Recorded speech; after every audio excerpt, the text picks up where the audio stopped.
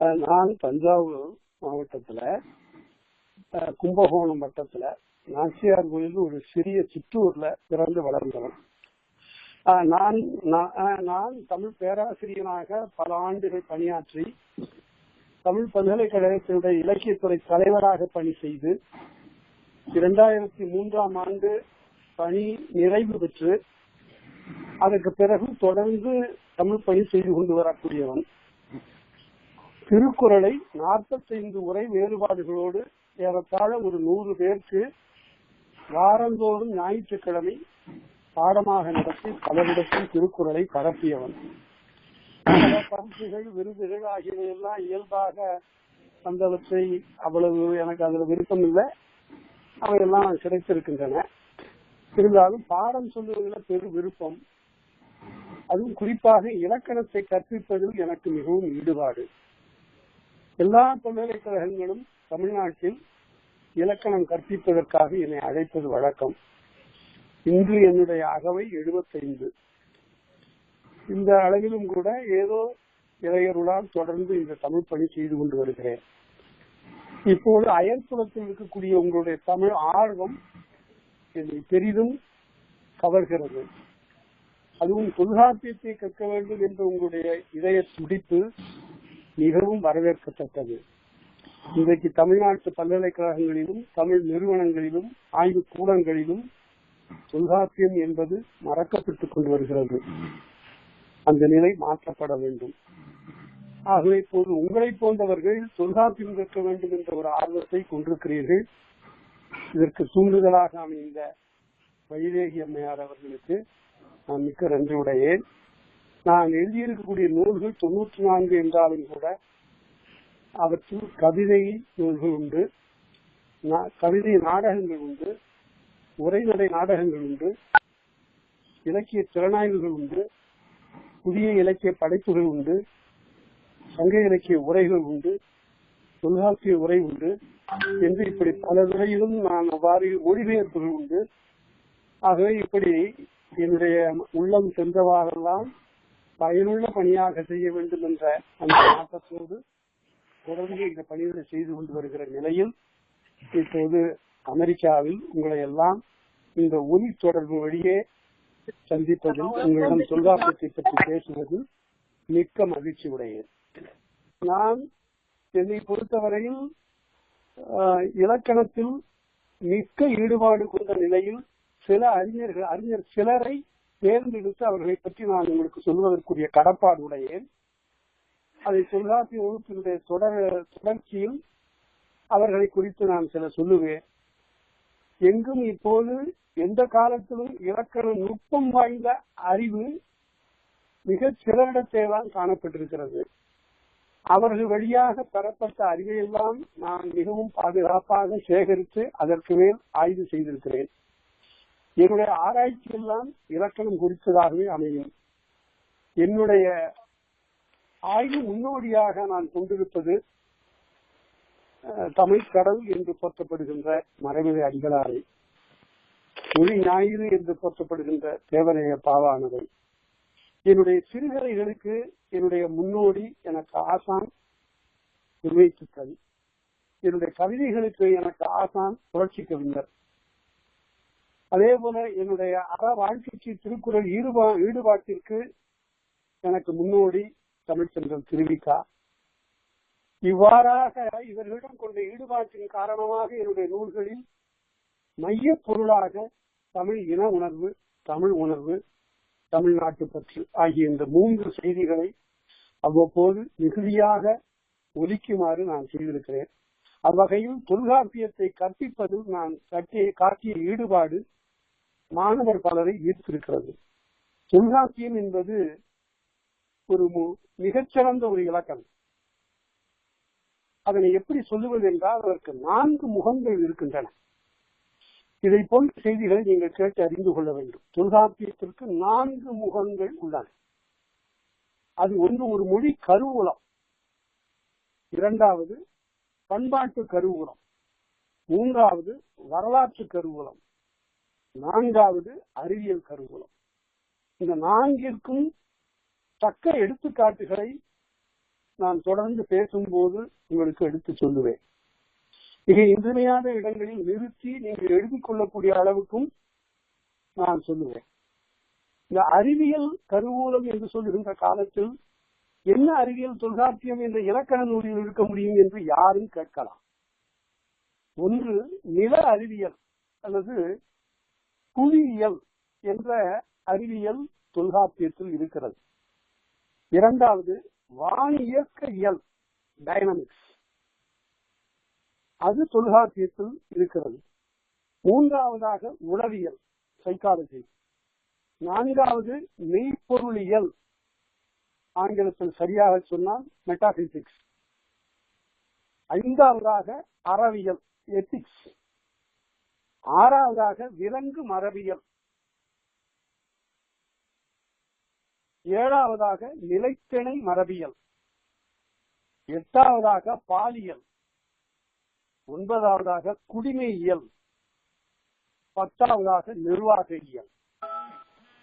இந்த 10 துறைகளை பற்றி உலகத்தில் ஒரு இலக்கண நூல் பேசியதாக வரலாறு இல்லை. எந்த இலக்கண நூலிலும் மொழிக்கு இலக்கணம் சொல்லப்படுமே தவிர வாழ்க்கைக்கும் நுண்கலைகளுக்கும் வாழ்க்கை நுட்பத்திற்கும் எண்ண ஓட்டங்களுக்கும் இலக்கணம் சொன்னதாக வரலாறு இல்லவே இல்லை. இதனை உணர்ந்தும் கூட உணராத நிலையில் தொல்காப்பியத்தில் இருப்பன எல்லாம் வேறு மொழியிலிருந்து கடன் வாங்கப்பட்டவை என்று ஒருவர் பேசிக் கொண்டு வருகிறார், எழுதி கொண்டு வருகிறார். அவர் ஆங்கிலத்தில் எழுதி வெளிநாடுகள் ஐரோப்பிய நாடுகளில் கருத்தை பரப்பி இருக்கிறார். அவருக்கு மறுப்பு எழுதுவதற்கு, ஆங்கிலத்திலே மறுப்பு எழுதுவதற்கு நான் தான் அந்த பணியை செய்ய வேண்டியிருந்தது. அறிஞர் தமிழங்கள் என்னுடைய நண்பர். அவர் மறுப்பை தமிழிலே எழுதினார், நான் அதை ஆங்கிலத்திலே மொழிபெயர்த்தேன். அதனை இப்போது SRM பல்கலைக்கழகம் பதிப்பித்து கொடுத்திருக்கிறது. ஆகவே தொல்காப்பியம் எவ்வளவு சிறப்புடையது, அதனுடைய தனித்தன்மை என்ன, அது பிற எந்த மொழிக்கும் கடன்பட்டது அன்று என்பதனை உறுதியாக அறுதியாக சொன்னது அந்த நூல். ஆகவே இந்த ஒரு சிறிய அறிமுகத்தோடு அதில் 10 முகங்களை கொண்ட பன்முகங்களை கொண்ட அறிவியலும் வரலாறும் பண்பாடும் மொழி நுட்பங்களும் காட்டுகின்ற ஒரு நூலாக தொல்காப்பியம் திகழ்கிறது என்பதை நீங்கள் உள்ளத்தில் வைத்துக் கொள்ளுங்கள். அடுத்தபடியாக தொல்காப்பியத்தில் 1610 நூற்பாக்கள் இருக்கின்றன. 1, 6, 1 சுழியம் 1610 நூற்பாக்கள் தொல்காப்பியத்தில் இருக்கின்றன. இந்த எண்களிலே தொல்காப்பியத்திற்கு நூற்பாக்களுக்கு எண்ணிடுகிற போது பல்வேறு பதிப்புகளிலும் சில வேறுபாடுகள் காணப்படும். அதற்கு காரணம் உரையாசிரியர்கள் சில நூற்பாக்களை ஒன்றாக இணைத்திருப்பார்கள், சில நூற்பாக்களை பலவாக பிரித்திருப்பார்கள். அதனால் அதனை கொண்டு மயங்க வேண்டாம். அந்த அடிப்படையில் இப்போது நான் தொல்காப்பியத்திற்கு ஒரு பின்புலத்தை நான் உங்களுக்கு சொல்லுகிறேன்.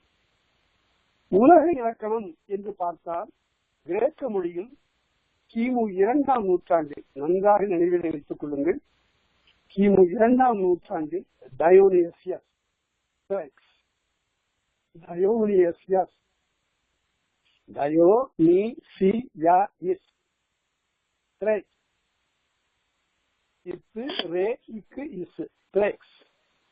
இவர் கிமு 2ஆம் நூற்றாண்டை சார்ந்தவர்.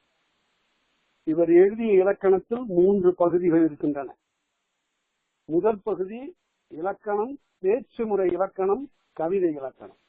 முதல் பகுதி இலக்கணம், பேச்சு முறை இலக்கணம், கவிதை இலக்கணம். இந்த 3ஐயும் சொல்லுவது முதற் பகுதி. இரண்டாவது பகுதி சொல்லிலக்கணம், தொடர் இலக்கணம். இந்த 2ஐயும் சொல்லுவது இரண்டாவது பகுதி. மூன்றாவது பகுதி இலக்கிய அமைப்பு, நடை, அணி. இவற்றை சொல்வது மூன்றாவது பகுதி. இது எதற்காக சொல்லுகிறேன் என்றால், தொல்காப்பியமும் 3 அதிகாரங்களை உடைய எழுத்ததிகாரம், சொல்லதிகாரம், பொருள் அதிகாரம் என்பது. இந்த டயோனிசியஸ் சொல்லியிருப்பது எல்லாமே தொல்காப்பியத்தில் இருந்தாலும் கூட பொருளதிகாரம் அல்லது வாழ்க்கை அமைப்புக்கு, வாழ்க்கை எப்படி பாடுவது என்று சொல்லுகின்ற புலனறி வழக்கத்தை குறித்த இலக்கணம் இந்த டயோனிசியஸ் என்ற கிரேக்கரால் சொல்லப்படவில்லை என்பது மிக இன்றியமையாத ஒரு செய்தி. அடுத்தது பாணினி சமஸ்கிருதத்திற்கு இலக்கணம் எழுதியவர். வடமொழி என்று சொல்லப்படுகின்ற சமஸ்கிருதத்திற்கு எழுதியவர். அந்த இலக்கணத்தினுடைய பெயர் அஷ்டத்யாயி. அஷ்டத்யாயி, அஷ்டம்னா 8 அதிகாரங்களை உடையது பாணினியினுடைய அஷ்டத்யாயி. அது கிமு 4ஆம் நூற்றாண்டு. நன்றாக நினைவில் வைத்துக் கொள்ள வேண்டும். கிமு 4ஆம் நூற்றாண்டு என்று நான் சொல்லுகிறேன் என்றால் உடனே சமஸ்கிருதக்காரர்கள் பலரும் இல்லை இல்லை அது இன்னும் பல நூற்றாண்டுகளுக்கு முற்பட்டது என்றெல்லாம் சொல்லுவார்கள். அதெல்லாம் கற்பனை. அறிஞர் ஜெர்மானிய அறிஞர் பெரிடேல் கீத் என்பவர் அதனுடைய காலத்தை சரியாக கணித்து கிமு 4ஆம் நூற்றாண்டில் தான் அந்த நூல் தோன்றி இருக்கிறது என்பதற்கு ஒரு எடுத்துக்காட்டு கொடுத்திருக்கிறார். அந்த ஆலன் பெரிடேல் கீத் என்பவர் பாணினியத்தை நன்றாக ஆழ உணர்ந்து படித்து அதில் 3983 நூற்பாக்கள் இருக்கின்றன என்று காட்டி அந்த நூலில் யவனானி என்று ஒரு சொல் வருகிறது. யவனானி என்றால் யவனர்களுடையது என்று பொருள். இந்த யவனர் என்ற சொல் தொல்காப்பியத்தில் இல்லை. இல்லாதது மட்டுமல்ல, ய என்ற எழுத்து ஒரு சொல்லுக்கு முதலில் வராது என்று தொல்காப்பியர் சொல்கிறார். ஆகவே அந்த காலத்தில் யவனர்கள் வரவில்லை என்பது தெளிவு. ஆவோடு அல்லது யகர முதலாது என்பது தொல்காப்பிய நூற்பா. என்ன பொருள் என்றால், ஆ என்ற ஒரு எழுத்தோடுதான் யகர நெய் என்ற எழுத்து வரும். சொல்லுக்கு முதல்ல வரும். பிற எழுத்துகளோடு வருவதில்லை. ஆவோடு அல்லது யகர முதலாது அப்படின்னார். அப்படின்னா என்ன வரும்? யானை உண்டு அது வரும், யாடு வரும், யாரு வரும். ஆனால் யவனர் வராது. ஏனென்றால் அந்த காலத்தில் யவனர் என்ற சொல் தமிழர்களால் அறியப்படவில்லை. தமிழ்நாட்டிற்குள் யவனர்கள் வரவில்லை. ஆகவே யவனர்கள் வருகின்ற காலத்துக்கு முற்பட்டது தொல்காப்பியம் என்பது மிக தெளிவு. ஆகவே கிமு 4ஆம் நூற்றாண்டிற்கு முற்பட்டது தொல்காப்பியம் என்பதும் தெளிவு. ஆகவே கிரேக்கர்கள் இலக்கணம் செய்வதற்கு முன்னால், பாணினியினுடைய அஷ்டத்யாயி வருவதற்கு முன்னால் நமக்கு இப்படி ஒரு இலக்கண நூலை ஒரு மாமுனிவன், மிகச்சிறந்த பேரறிஞன் தொல்காப்பியம் செய்து கொடுத்திருக்கான். அதனால அவருடைய காலத்தை பற்றி இந்த நிலையோடு பாணினி தமக்கு முற்பட்ட அஷ்டத்யாயி எழுதிய பாணினி தனக்கு முற்பட்ட 10 பெயர்கள் இலக்கண ஆசிரியர்கள் என்று தன்னுடைய நூலில் குறிப்பிட்டிருக்கிறார். அதிசாலி, காசியபர், கார்கியர், காலவர், சாக்கரவர்மர், பாரத்வாஜர், சாகராயனர், சாகல்யர், சேனகர், போதாயனர். இந்த 10 பேர் பாணினிக்கு தமக்கு முற்பட்ட இலக்கண அறிஞர்களாக குறிப்பிடுகிறார். சரி, தொல்காப்பியர் எத்தனை பேரை குறிப்பிடுறார் என்று கேட்கலாம். தொல்காப்பியர் யாரையும் பெயர் சொல்லவில்லை. ஏனென்றால் ஒருவர் இருவர் அல்ல, பல 100 அறிஞர்களை கொண்டதாக அந்த இலக்கண உலகம் தொல்காப்பியருக்கு முன்னால் விரிந்து கிடந்தது. எத்தனையோ நூற்றாண்டுகளாக தமிழ் இலக்கணம் பேணப்பட்டு கற்கப்பட்டு அவற்றை குறித்து பன்நூல்கள் எழுந்த அந்த ஒரு நிலையில் அவர் 146 இடங்களில், நன்றாக நினைவில் வைத்துக் கொள்ளுங்கள், 1, 4, 6, 146 இடங்களில் தனக்கு முன்னிருந்த இலக்கண ஆசிரியர்களை குறிப்பிடுகிறார். எப்படி சொல்லுகிறார்? என்ப என்மனார் புலவர், நூலக மொழிவ நுண்ணறி புலவர், யாப்பரி மொழிவ யாப்பரி புலவர், நுண்ணிதில் உணர்ந்தோர் என்று இப்படி 146 இடங்களில் தொல்காப்பியர் தமக்கு முன்னிருந்த இலக்கண கோட்பாடுகளை எடுத்து சொல்லி அவற்றிலிருந்து பல இடங்களில் உடன்பட்டும் சில இடங்களில் காலத்துக்கேற்ப மாற்றம் கற்பித்தும் தன்னுடைய நூலை செய்திருக்கிறார் என்பது மிக இன்றியமையாத ஒரு குறிப்பு. ஆகவே இவ்வளவு ஒரு தொன்மையான ஒரு இலக்கண நூலை மிக எளிதாக இப்படி பிற்காலத்து நூல், இதனுடைய காலம் கிபி 5ஆம் நூற்றாண்டு என்று சொல்வது கொடுமையான ஒரு முடிவு. பெரிய பேராசிரியர்கள், ஆராய்ச்சி அறிஞர்கள் கூட இந்த சமஸ்கிருதம் படித்தவர்களோடு சேர்ந்து ஒரு காலத்தை பற்றி முடிவு செய்வதில் நல்ல அறிஞர்களாக ஆராய்ச்சியாளர்களாக இருந்தவர்கள் சரிக்கு விழுந்து தொல்காப்பியம் கிபி 5 அல்லது 6ஆம் நூற்றாண்டை சார்ந்தது, சிலப்பதிகாரம் கிபி 12ஆம் நூற்றாண்டை சார்ந்தது, திருக்குறள் கிபி 6ஆம் நூற்றாண்டை சார்ந்தது என்றெல்லாம் புனைந்துரையாக பிழை உரையாக பல சொல்லி வருகிறார். அவர்களுக்கெல்லாம் நாம சரியாக மறுப்பு சொல்வதற்கு தக்க சான்றுகள் இருக்கின்றன. நல்ல ஆராய்ச்சியின் வழியாகத்தான் இவற்றையெல்லாம் நாம் முறியடித்து காட்ட முடியும். என்னுடைய நூல்களில் பல நூல்களில் நான் அப்படிப்பட்ட செய்திகளை ஆதாரத்தோடு வடமொழியிலிருந்தும் பிற மொழிகளிலிருந்தும் ஆங்கிலத்திலிருந்தும் உலக அறிஞர்களுடைய பார்வையிலிருந்தும் எடுத்து காட்டியிருக்கிறேன். அவற்றையெல்லாம் பின்னால பேசலாம். நாம இப்போது தொல்காப்பியம்னா யாரு? நான் சொல்லக்கூடிய சில செய்திகள் தமிழ்நாட்டில் என்னால் மட்டுமே சொல்லப்பட்டவை என்பதை நான் மிக அடக்கத்தோடு குறிப்பிட்டுக் கொள்ள விரும்புகிறேன். ஏனென்றால் தமிழ்நாட்டில் ஒரு கருத்து ஒன்று நிலவியது. பெரிய அறிஞர் யார் என்றால், மிகப்பெரிய அறிஞர் யார் என்றால் தொல்காப்பியர், திருவள்ளுவர், இவர்கள்லாம் யார்? இவர்களுக்கெல்லாம் ஒரு வாழ்க்கை குறிப்பை எழுதி வைத்தார். அந்த வாழ்க்கை குறிப்பு இப்ப நான் சொல்லுகிறேன் பாருங்கள். தொல்காப்பியர் யார் என்றால் அவருடைய இயற்பெயர் திரணதூமாக்கினி. அவருடைய பெயர் திரணதூமாக்கினி. அவர் என்ன செய்தார் என்றால், அவருடைய தந்தையார் பெயர் என்னவென்றால் ஜமதக்னி. ஜமதக்னியினுடைய மகனாகிய திரணதூமாக்கினி அகத்தியர் என்பவரிடம், அவர் அகத்தியர் இல்லை, அகத்தியர், அகத்தியர் என்பாரிடம் பாடம் பயில சென்றார். அவரிடம் பாடம் பயின்று கொண்டிருக்கக்கூடிய காலத்தில் அகத்தியர் புலஸ்தியருடைய மகளாகிய லோபாமுத்தரை திருமணம் செய்து கொண்டிருந்தார்.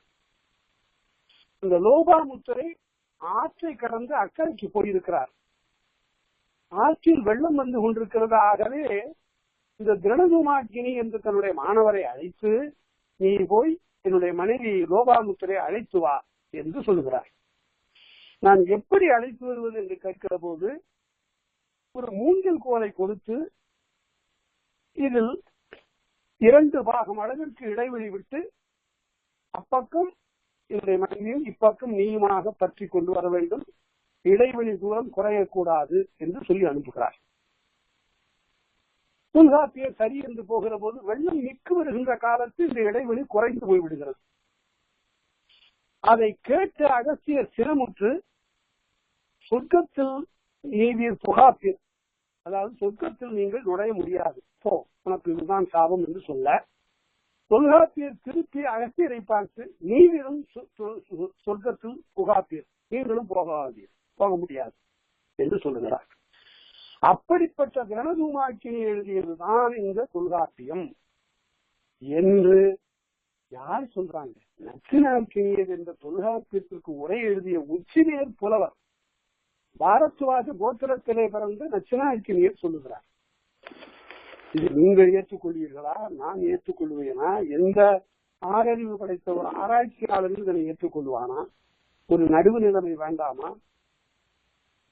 ஏனென்றால் தொல்காப்பியன் அறிஞனாக போய்விட்டதனால் அவனுக்கு இப்படி வேறு ஒரு வகையான வருண வேதத்தை காட்டி அவன் இதனால் தான் உயர்ந்தவன் என்று சொல்ல வேண்டும் என்பதற்காக அவனை இவ்வாறு அடையாளப்படுத்துவது ஒரு கொச்சையான ஒரு செயலாகும். இதை பற்றியெல்லாம் நான் மிகுதியாக பேச விரும்பவில்லை. ஆனால் நீங்கள் தெரிந்து கொள்ள வேண்டும் என்பதற்காக நான் அதனை சொல்கிறேன், அவ்வளவுதான். இதெல்லாம் பெரிய ஆராய்ச்சிக்குரிய செய்தியே இல்லை, இதெல்லாம் புறக்கணிக்கப்பட வேண்டிய செய்தி. அடுத்து திருவள்ளுவர் பார்த்தீர்கள், ஆனால் பகவன் என்ற ஒரு பிராமணர் தீர்த்த யாத்திரை புறப்பட்டு செல்லுகின்ற வழியில் ஆதி என்ற ஒரு பெண்ணை பார்த்து காதல் கொண்ட நிலையில் அந்த பெண் சொல்லுகிறார், என்னை திருமணம் செய்து கொள்ள வேண்டும் என்று சொல்ல, பகவான் சொல்கிறார், அதற்கு ஒரு கட்டளை, உன்னை நான் திருமணம் செய்து கொள்கிறேன், ஆனால் பிள்ளை பெற்றால் அந்த பிள்ளையை அங்கங்கே போட்டு விட்டு என்னோடு உடன் வர வேண்டும், ஏன் என்று கேட்கக்கூடாது. சரி என்று சம்மதித்து பிள்ளைகளை பெற்று அங்கங்கே போட்டு விட்டு போகிற போது அந்த பிள்ளை உடனே எழுந்து அழுகிறது. உடனே அந்த தாய் கவலைப்படும் போது அந்த பிள்ளை ஒரு வெண்பா சொல்லுகிறது, கவலைப்படாதம்மா, நீ போயிட்டு வா, நான் பாத்துக்கிறேன், கடவுள் என்னை காப்பாற்றுவார், திட்டமுடன் என் தலையில் எழுதிவிட்ட ஈசனும் என்னை காப்பாற்றாமல் போய்விடுவானோ என்று குழந்தை பேசுகிறோம். 8 குழந்தைகளை இப்படி பெற்றுவிட்டு போகிற கடைசி குழந்தை அம்மா அப்படின்ன உடனே இந்த ஒரு குழந்தையாவது நான் வைத்துக் கொள்ளக்கூடாதா என்று அவனிடம் கேட்கிற போது அவன் உடனே தான் முன்னிட்டு கட்டளைப்படி பிரிந்து போய்விடுகிறான். இந்த 8 குழந்தைகளுடைய பெயர்களை அவர்கள் சொல்கிறார்கள் பாருங்கள். ஒருவர் கபிலர், ஒருவர் பரணர், ஒருவர் திருவள்ளுவர், ஒருவர் ஔவையார் என்று 8 புலவர்களுடைய பெயர்களை சொல்கிறார். இதை போல கரை கட்டிவிட்டு, அதாவது என்ன பொருள் என்றால், எந்த உயர்ந்த அறிஞனும் தமிழ்நாட்டில் ஒரு குறிப்பிட்ட வர்ணத்தை சாதியை சார்ந்தவனாகத்தான் இருப்பான் என்று காட்டி அவன் சமஸ்கிருதத்தில் தேர்ந்த கருத்துக்களையே எடுத்து இங்கு மொழிந்திருக்கிறான் என்று சொல்லி மிகவும் ஒரு கீழ்த்தரமான ஒரு ஆராய்ச்சியை செய்து அறிஞர்கள் பரப்பினார்கள், எழுதினார்கள், அச்சிட்டு வெளியிட்டார்கள். இன்றைக்கும் அதனை சொல்லிக் கொண்டு வருகிறார்கள். வெளிநாட்டிலே வந்து பரப்புகிறார்கள். அரசுகளும் அவர்களுக்கு ஆதரவாக இருக்கின்றன.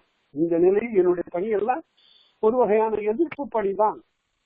இதனாலே எங்களுக்கு கிடையாது அரசாங்கமோ அல்லது செய்யக்கூடிய சிறப்புகள் அவற்றையெல்லாம் நாங்கள் எதிர்பார்க்கவில்லை, எங்களுக்கு செய்ய மாட்டார்கள். அதை பற்றி கவலை இல்லை. தமிழ்தான் தலைமை ஏற்றிருக்க வேண்டுமே தவிர இப்படிப்பட்ட தவறான கருத்துகளுக்கு நாம் மகுடம் சூட்டிவிடக் கூடாது என்பதில் நான் மிகவும் அக்கறையுடையேன். அந்த நிலையில் இப்போது தொல்காப்பியரை பற்றி நாம் பிறகு என்னதான் சொல்லுவது? நம்முடைய நேர்மையான ஆராய்ச்சியில் நான் எழுதியிருக்கிறேன், தொல்காப்பியன் என்பவன் பெற்றோர்களால் இடப்பட்ட தொல்காப்பியன் என்ற பெயர் உடையவர். மற்றவங்களாம் சொல்லுவாங்க தொன்மையான காப்பிய குடியில் பிறந்தவர்கள் என்று பேராசிரியர்களாக எழுதியிருக்கிறார். அப்படியெல்லாம் இல்லை. அதற்கு என்ன நீ சொல்வதற்கு என்ன ஆதாரம் இருக்கிறது என்று யாரும் கேட்கலாம். தொல்காப்பியன் என்பது அவனுடைய இயற்பெயர், பெற்றோரிட்ட பெயர் என்று நான் சொல்கிறேன் என்றால் அதற்கு எங்கே இருக்கிறது ஆதாரம் என்றால், தொல்காப்பியரோடு உடன் இருந்து இந்த நூலுக்கு ஒரு பாயிரம் தந்திருக்கக்கூடிய பேராசான் பணம்பாரனார் இந்த பாயிரத்தில் சொல்லுகிறார், தொல்காப்பியன் என தன் பெயர் தோற்றி. நன்காக நினைவில் வைத்துக் கொள்ளுங்கள். தொல்காப்பியன் என தன் பெயர் தோற்றி, தன்னுடைய பெயர் தொல்காப்பியன் என்பதனை காட்டுகிற வகையில் இந்த நூலுக்கு தொல்காப்பியன் என்று பெயர் வைத்தார். நூலாசிரியனுடைய பெயர் நூலுக்கு ஆகிவிடுதல் இலக்கண முறைமை. அதை சரியாக உணர்ந்து நாம படிக்க. அதனால தொல்காப்பியன் என்பதை இனி யார் சொன்னாலும் நீங்கள் இந்த சான்றை காட்டி அது அவனுடைய இயற்பெயர் ஐயா, அவன் தமிழன், அவன் தென்கோடி தமிழ்நாட்டிலே பிறந்த தமிழன் என்பதற்கு எடுத்துக்காட்டு சான்றுகள் எல்லாம் இந்த பாயிரத்திலேயே இருக்கின்றன. அவற்றையெல்லாம் நம்ம முதல் வகுப்புல அடுத்த வகுப்புல பாயிரத்துல நாம விரிவாக பார்க்கிற போது பல செய்திகளை நான் உங்களுக்கு சொல்ல கடமைப்பட்டிருக்கேன். அதனால தொல்காப்பியன் தன் பெயர் தொட்டினா இப்ப திருவள்ளுவர் யாருன்னு கேட்கலாம். உடனே அதற்கு ஒரு கதை வைத்திருக்கிறார். ஒன்று, அவர் 8வது குழந்தையா பகவனுக்கும் பகவன் சர்மாவுக்கும் அந்த ஆதி என்ற புலைச்சிக்கும் பிறந்தவர் அப்படின்னு சொல்லி அவ்வாறு சொல்லுகிறார்கள். இன்னொரு கதை என்னவென்றால் திருவள்ளுவர் வாசுகி கதை. அதுவும் பிழைபட்ட கதை. வள்ளுவன் என்பவன் ஒரு சாதியிலே பிறந்தவன் என்ற ஒரு கருத்தும் பிழையானது. எப்படி சொல்லுகிறீர்கள் என்று கேட்டால், தொல்காப்பியத்துல இயற்பெயரும் சிறப்பு பெயரும் என்று ஒரு பகுதிக்கு இலக்கணம் வருகிறது. இப்ப இயற்பெயர் சிறப்பு பெயர். ஒருவருடைய இயற்பெயர் ஒன்று இருக்கிறது. திருவி கல்யாண சுந்தரனார் என்பது அவருக்கு இயற்பெயர். அவருக்கு ஒரு சிறப்பு பெயர் கொடுத்தார்கள், தமிழ்த்தென்றல். தமிழ்த்தென்றல் திருவிகா, தமிழ்த்தென்றல் சிறப்பு பெயர். திருவி கல்யாண சுந்தரன் என்பது இயற்பெயர். தமிழ்த்தென்றல் கல்யாண சுந்தரனார். கல்யாண சுந்தரனார் இயற்பெயர். அதே போல தமிழ்த்தென்றல் என்பது சிறப்பு பெயர். இதுல சிறப்பு பெயர் முதல்ல வரணும், இயற்பெயர் பின்னால வரணுங்கிறது தொல்காப்பியர் சொல்லக்கூடிய இலக்கணம். இதுக்கு உரை எழுதிய ஆற்றூர் சேனாவரையர் என்ற உரையாசிரியர் இதற்கு எடுத்துக்காட்டு சொல்லுகிற போது என்ன சொல்கிறார் என்றால், தெய்வ புலவன் திருவள்ளுவன் அப்படின்னு காட்டினார். இப்ப நன்றாக நினைத்து பாருங்க, இந்த இடத்தை யாரும் காட்டாமல் தொடாமல் விட்டு விட்டு போய் விட்டார்கள். நான் அண்ணாமலை பல்கலைக்கழகத்துல அண்மையில செய்த பெரிய பேராராய்ச்சி 700 பக்கம் எழுதி கொடுத்திருக்கிற திருக்குறளை பற்றி அதை இந்த செய்தியை நான் முதலாக தெரிவித்திருக்கிறேன். தெய்வப்புலவன் திருவள்ளுவன். திருவள்ளுவன் இயற்பெயர், அவங்க பெற்றோர் இட்ட பெயர் திருவள்ளுவன் என்பது. இதே போல பல பெயர்கள் சங்க இலக்கியத்திலே வருகின்றன. அவற்றையெல்லாம் பார்க்கணும். சில பெயர்கள் காரண பெயர்கள், சில பெயர்கள் இயற்பெயர். தெய்வப்புலவன் என்பது சிறப்பு பெயர், திருவள்ளுவன் என்பது இயற்பெயர். அதனால அவருடைய வரலாற்றையும் அப்படி பார்க்கணும், தொல்காப்பியருடைய வரலாற்றையும் அப்படி பார்க்கணும். பிறகு தொல்காப்பியர் வாழ்ந்த நிலம் எது என்றால் தென்கோடி தமிழ்நாடு என்று நான் முன்னரே குறித்தேன். இந்த பாயிரத்தில் வருகிறது அடங்கோட்டாசானுடைய முன்னிலையில் இந்த நூல் அரங்கேற்றப்பட்டது என்று. தொல்காப்பியத்தை அரங்கேற்றுகிற போது அதற்கு முன்னிலை வகித்து அந்த நூலை கேட்ட ஒரு பெருமைக்குரிய ஆசான் அடங்கோட்டாசான். அந்த அடங்கோடு என்பது இன்றைக்கு திருவாங்கூர் என்று வழங்குகிற ஒரு பகுதி.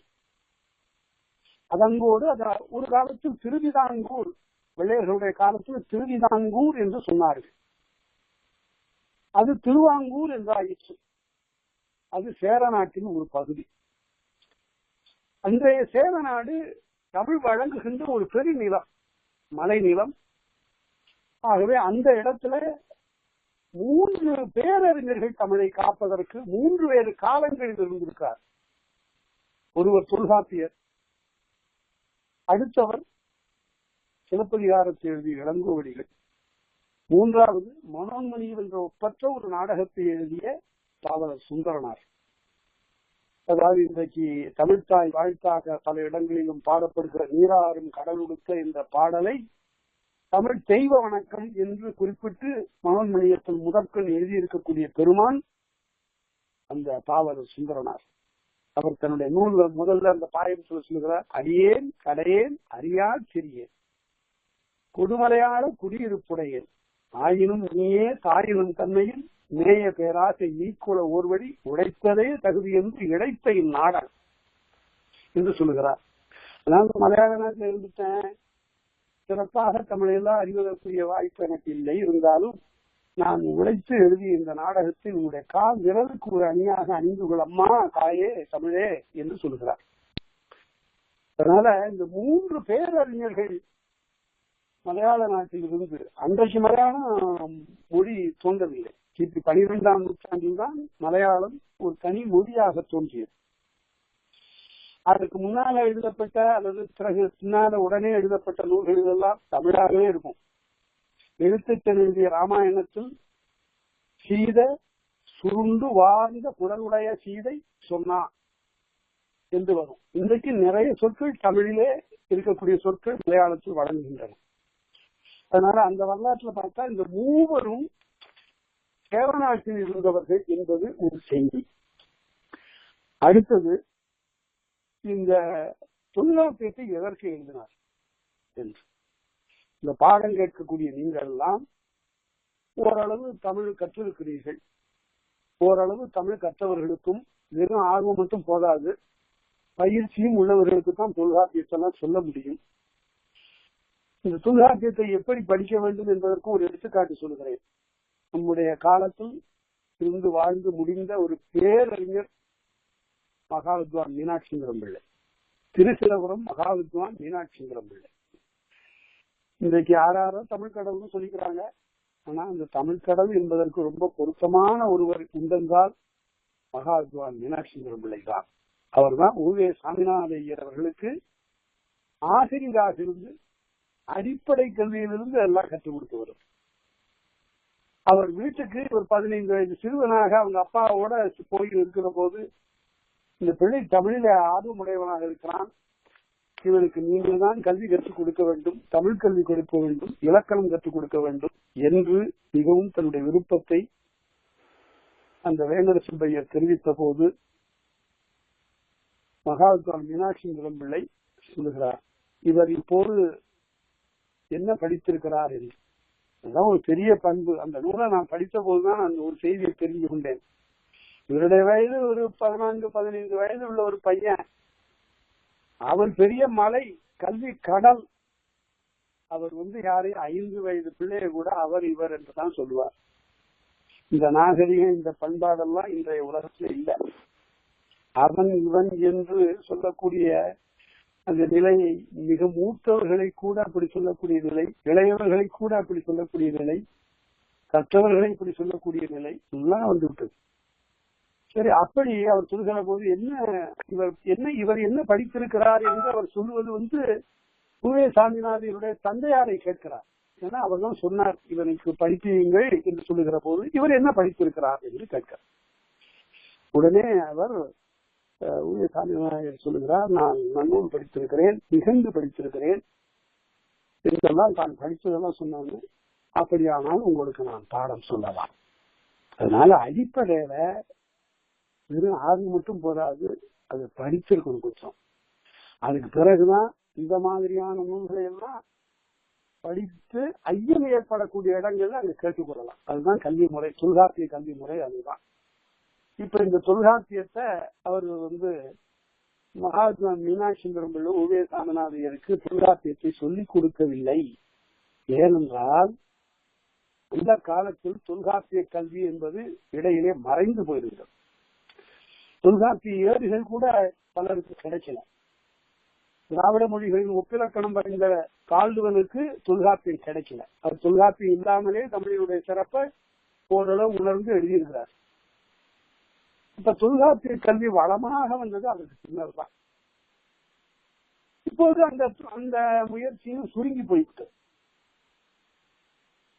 உரையோடு படித்தார்கள், பிறகு உரை இல்லாமல் படித்தார்கள், பிறகு மூலத்தையும் ஒதுக்கிவிட்டார்கள். அதனால அத்தகைய தொல்காப்பியம் எதற்காக எழுதப்பட்டது என்று நாம் பார்க்கணும். இலக்கணம் சொல்லுவதற்காகவா? அப்படியானால் என்ன இலக்கணம் சொல்ல போகிறது? இதெல்லாம் இருக்கட்டும். நான் தமிழ் பல்கலைக்கழகத்துல பேராசிரியராக இருந்த போது இந்த ஊர்ல இருக்கக்கூடிய மாணவர்கள் எங்கெங்கோ போய் படிக்கிறார்கள், இங்க படித்தால் என்ன என்று சொல்லி அரசிடம் போராடி 25 இடங்களை தமிழ் மாணவர்களுக்காக முதுகலை பெறுவதற்காக மாணவர்களை சேர்த்தேன். சேர்க்கும் போது சொன்னேன், உங்களுக்கு எல்லாம் ஒரு தேர்வு வைக்க போறேன். அந்த தேர்வுல வெற்றி பெறக்கூடியவர்களுக்கு தான் உங்களுக்கு இடம். நீங்க எல்லாம் மிக எளிய குடும்பத்து பிள்ளைகள், தமிழ் படிப்பதற்காக வந்திருக்கிறீர்கள், உங்களை எல்லாம் வரவேற்கிறேன். ஆனால் ஒரு எளிய தேர்வு நீங்கள் எழுதுங்கள் என்று சொன்னேன். இந்த தேர்வை நீங்களும் கூட இன்றைக்கு வீட்டுல போய் எழுதி பார்க்கணும்.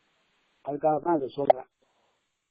என்ன வினா என்று கேட்டால், முதல் வினா உயிரெழுத்துக்களை அவற்றின் வரிசை பெறலாமல் எழுதுக. அடுத்த 2வது வினா மெய்யெழுத்துக்களை அவற்றின் வரிசை பெறலாமல் எழுதுக. அவ்வளவுதான். இதுல எல்லாரும் எழுதி கொடுத்தாங்க, தாளை கொடுத்தாச்சு, எல்லாரும் எழுதி கொடுத்தாங்க. வாங்கி படித்த போது இந்த உயிரெழுத்து 12 ஏறத்தாழ எழுதிட்டாங்க சில பேரை தவிர. இந்த மெய்யெழுத்து 18 எழுதியிருக்கிறாங்க. 18 வந்திருக்காங்க, வரிசை சரியா வரல. இந்த வரிசை தொல்காப்பிய கல்விக்கு அடிப்படை. எப்படி என்றால், சில பேருக்கு 18 வரல. அதுல வரிசை எங்க பிழை விஷயம் ஆகிறதுன்னு கேட்டா, இந்த எழுத்துக்களை அதற்கு பிறகு கூப்பிட்டவர்களை ஒலிக்க சொல்லி பார்த்தால் பலர் இந்த ஒலிப்பு அவர்களுக்கு வரவில்லை. ஏன்னா தொல்காப்பியம் படிக்கல. தொல்காப்பிய எழுத்ததிகாரத்தில் பிறப்பியல் என்று ஒரு இயல் இருக்கிறது. அதை சரியாக உணர்ந்து படித்து பாடம் கேட்டு விட்டால் யாரும் தமிழை சரியாக பேசுவார்கள், சரியாக பழுக்குவார்கள். பழுக்குவார்கள்னா என்று பொருள். என்பது NOUN இருந்தாலும் கூட அதனை ஒலிக்கக்கூடிய முறை நன் ப்ரொனன்சிங். அது போல சரியாக பழுக்குதல் வேண்டும். எப்படி அப்படின்னு கேட்டா, இன்றைக்கு பல இடங்களிலும் நடந்து கொண்டிருக்கூடிய ஒரு பிழை என்னவென்றால், எந்த லா போடுறது சார் அப்படின்னு கேட்கிறாங்க. அப்படி வினாவே பிழை. 3 லா இருக்குது சார்ங்கிறது சொல்லுவது பிழை. துண்டுலா மத்தாளலா என்று சொல்லுவது பிழை. பிறகு எப்படிதான் சொல்லுவது? லா என்று சொல்லுவது. ஒவ்வொன்றையும் அதனுடைய ஒலிப்பால் தான் வேறுபடுத்தி காட்ட வேண்டும். அதை தவிர வேறு வழியே இல்லை.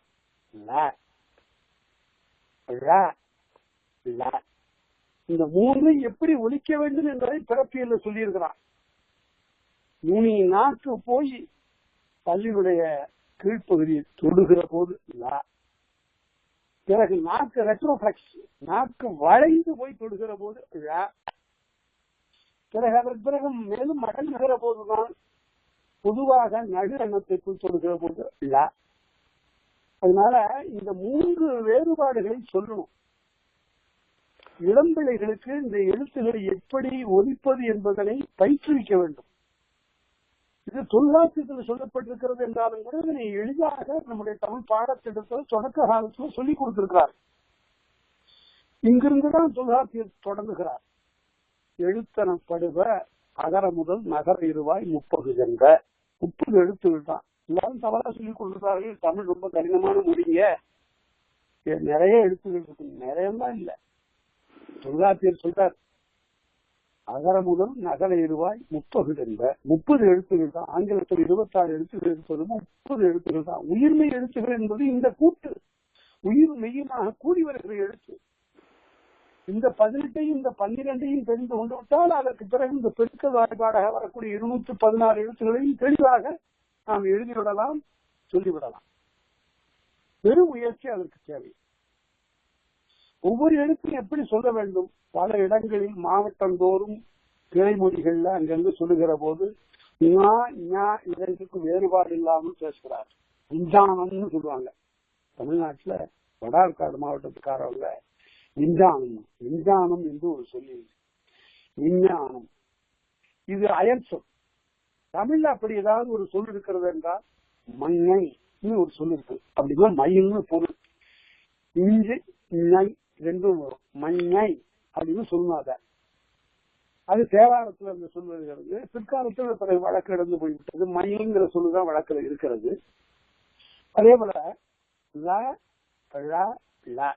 இந்த மூன்று இடம்பெற்ற ஒரு சொல் தமிழ் இருக்கு.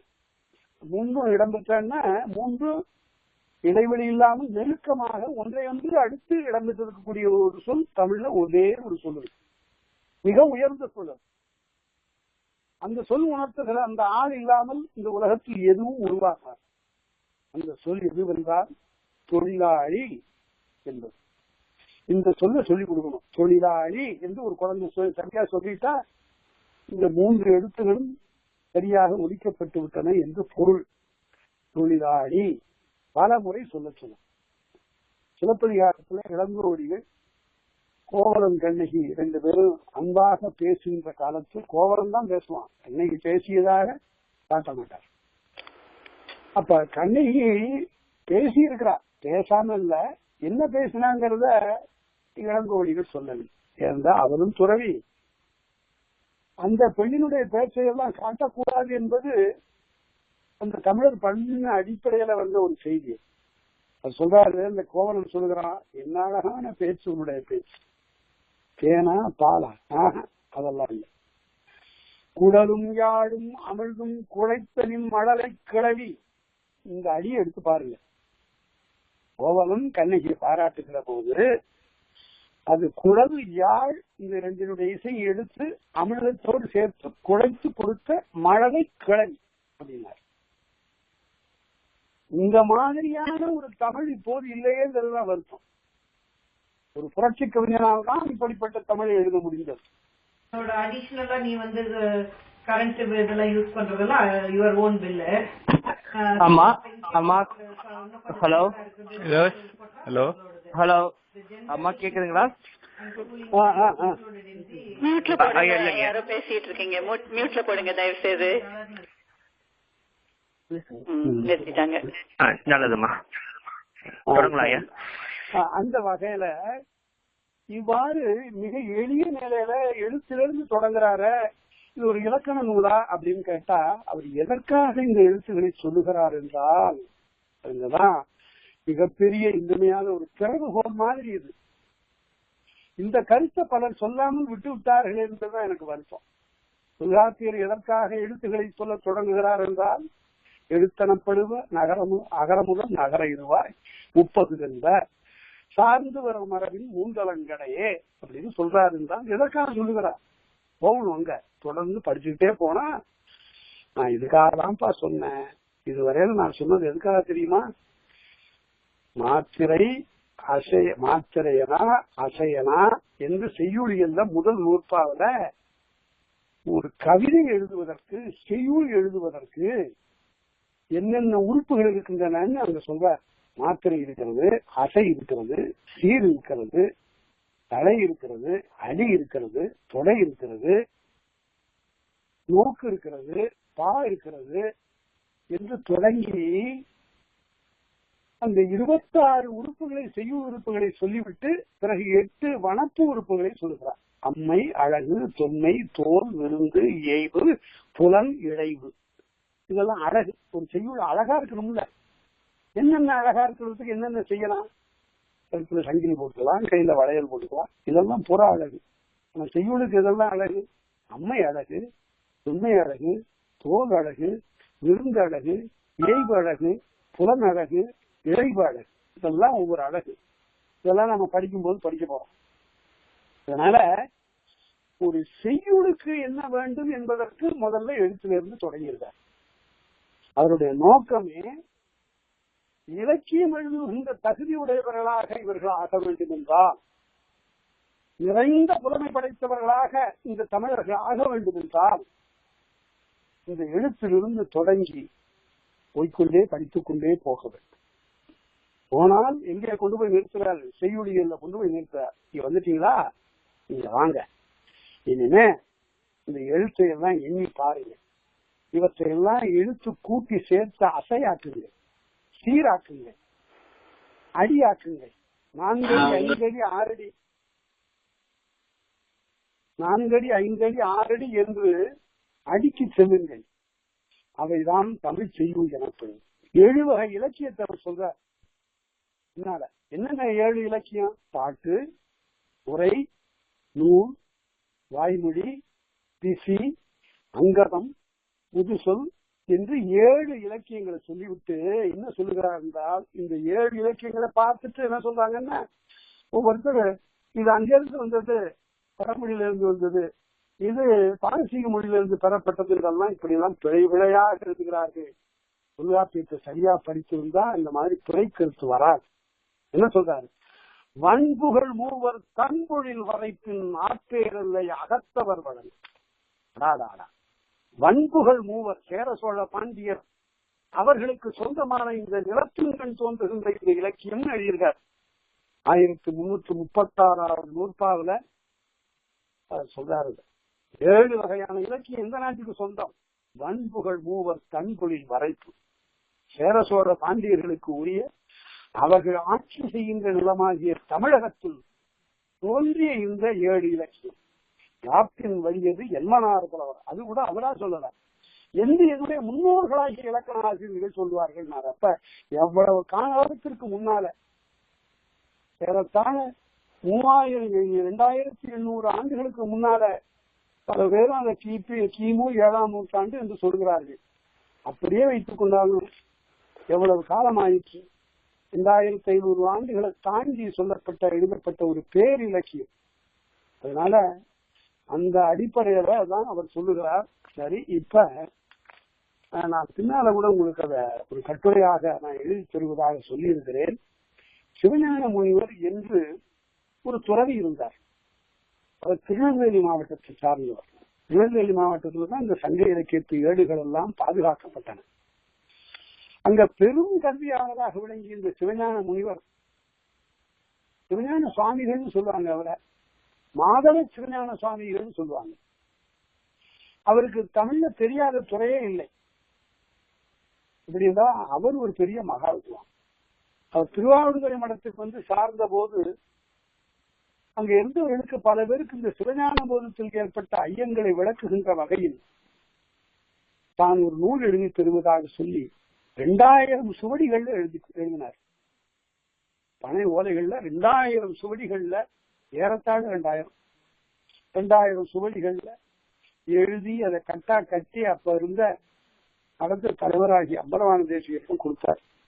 அவரிடம் ஒரு கெட்ட பழக்கம் என்னன்னா, தாம் படிக்காததை யாரும் படிக்க கூடாது. அதனால அவர் கட்டி வச்சு இரும்பு பேழைக்குள்ளார வச்சு பூட்டிவிட்டார். சிவஞான போதத்துக்கு ஒரு விளக்கம் ஒரு எழுதினாரு. அது கிடைக்கலையேன்னாங்க. அவர்தான் தொல்காப்பியத்திற்கு முதலாக அந்த சிவஞான சுவாமிகள் தான் முதலாக தொல்காப்பிய முதல் சூத்திர விருத்தின்னு ஒரு நூல் எழுதியிருக்கிறார். இன்றைக்கு என்னுடைய வற்புறுத்தல்னால அது மறு அச்சு ஆகி இருக்கு.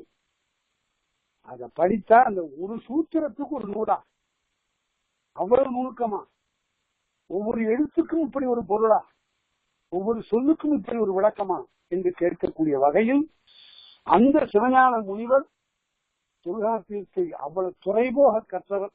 அது மட்டுமல்ல, அவர் சமஸ்கிருதமும் இப்படி படிச்சவர். அதனாலதான் அவர் பற்றி சொல்லுறது இருமொழி கடல் கடைந்த ஒரு புலமைன்னு சொல்லுவாங்க. அவரை வடநூற்கடலும் தென்னூர்கடலும் நிலை கண்டு உணர்ந்த சிவஞானம்னு சொல்லுவாங்க. அவரை அப்படிப்பட்ட ஒரு பெரும் புலவர். அதை பற்றி நிறைய வரலாறு இருக்கு. நான் தான் சாகித்ய அகாடமியில ஆங்கிலத்துல அவருடைய வரலாற்றை எழுதி கொடுத்திருக்கிறேன். இந்திய சாகித்ய அகாடமிக்கு அதை வெளியிட்டு இருக்கிறாங்க அவங்க. அந்த நூலில் அவரை பற்றிய செய்தி எல்லாம் இருக்கு. நமக்கு இப்ப அதெல்லாம் வேண்டாம். அவர் சொல்லி இருக்கக்கூடியதுல ஒரு 5 வரிகளை நான் சொல்றேன். இதை தமிழ்நாட்டில் அறிஞர்களே தெரிந்து கொள்ள வேண்டும். ஏனென்றால் சிவஞான முனிவர் இருந்தால் யாரோ ஒரு மடத்தில் இருக்கிற ஒரு துறவி இருந்த துறவி அவ்வளவுதான் சமயம் பற்றி எழுதியவர் என்று அலட்சியமாக பேசி விடுகிறார். பல பேருக்கு சிவஞான முனிவர்னு அது தெரியல. அவர் என்ன சொல்லுகிறார் என்றால், அவர் சமஸ்கிருதத்திலும் அந்த கடலையும் கடைந்தவர். அவருக்கு சமஸ்கிருதம் ரொம்ப பிடிக்கும்.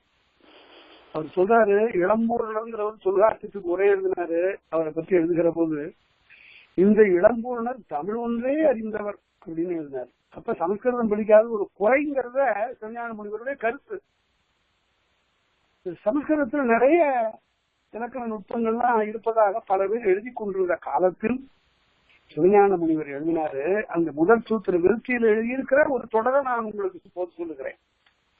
உயர்திணை அகிரிணை முதலிய சொற்பாகுபாடுகளும் அகம்புறம் என்னும் பொருட்பாகுபாடுகளும் குறிஞ்சி வெற்றி முதலிய திணை பாகுபாடுகளும் அவற்றின் பகுதிகளும் வெண்பா முதலிய செய்யுள் இலக்கணமும் இன்னோரென்ன பிறவும் வடமொழியில் பெறப்படாமையானும்.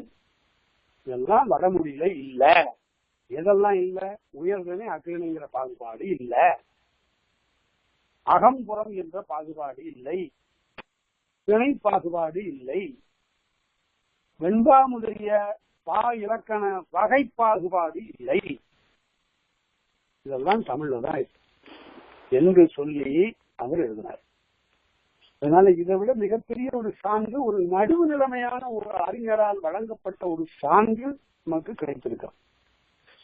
இதுதான் தொல்காப்பியத்தினுடைய சிறப்பாக நாம் அறியக்கூடிய ஒரு செய்தி. அவர் சொல்றார், தொல்காப்பியர் எதற்காக இந்த நூலை எழுதினார் என்றால், எல்லோரையும் செய்யுளை கேட்க வேண்டும். எதுக்காக செய்யுளை கேட்கணும்? அவர் சொல்றாரு, 1362வது நூற்பாவில என் கொஞ்சம் வேறுபாடு இருக்கலாம், அது பதிப்பு பொறுத்தது. 1362வது நூற்பாவில ஆசிரியம் வஞ்சி வெண்பா கரி என 4 என்ப பாவகை விரியே. ஆசிரியம், ஆசிரியப்பா, வஞ்சிப்பா, வெண்பா, கரிப்பா என்று பாவகை 4 ஆகும் என்று சொன்ன தொல்காப்பியர் உடனே அடுத்த நூற்பாவில் சொல்லுகிறார், அந்நிலை மருங்கின் அறம் முதலாகிய மும்முதல் பொருட்கும் உரிய. இந்த பாட்டை எதை சொல்லணும் என்றால், அது ஆசிரியப்பாவாக இருக்கட்டும், வஞ்சிப்பாவாக இருக்கட்டும், கரிப்பாவாக இருக்கட்டும், வெண்பாவாக இருக்கட்டும், எதை சொல்ல வேண்டும் என்றால், அந்நிலை மருங்கின் அறம் முதலாகிய மும்முதல் பொருட்கும் உரிய என்ற அறம் பொருள் இன்பம் இந்த 3ஐயும் பேசணும். எதற்காக நான் அப்படி சொல்லுகிறேன் என்றால், இந்த அறம் பொருள் இன்பம் வீடுங்கிறதெல்லாம் இந்த பிற்காலத்துல வந்து திணிக்கப்பட்ட செய்தி. தமிழுக்கு அறம் பொருள் இன்பம் என்ற முப்பொருள் பாகுபாடே உண்டு. வீடு என்பது சிந்தையும் மொழியும் சிறானது. அது எங்கோ இருக்கு. அதை பற்றி யாரும் கவலைப்படுவதில்லை. இந்த உலகத்தில் வாழ்கின்ற வாழ்க்கை மெய்மையானது. இந்த வாழ்க்கை செம்மையாக அமைந்தால் அடுத்த வீட்டுலக வாழ்க்கை என்பது அது இயல்பாக அவரவரால் எய்தப்பெறும். அதை யார் பார்த்தார்?